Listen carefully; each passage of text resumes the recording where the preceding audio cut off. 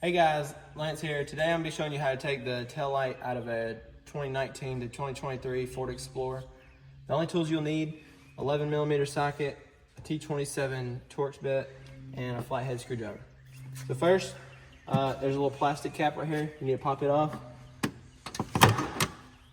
Behind that, you'll have your 11mm plastic screw. So first you'll start by taking that out. Once you get that out, you'll start right here, your 27 Torx bit. You need to take these two screws out.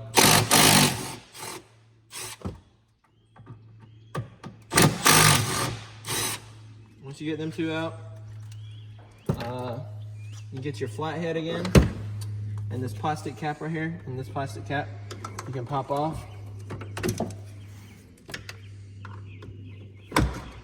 Just like that. And then you have one little insert right here you can pop out like that, and your tail light's out.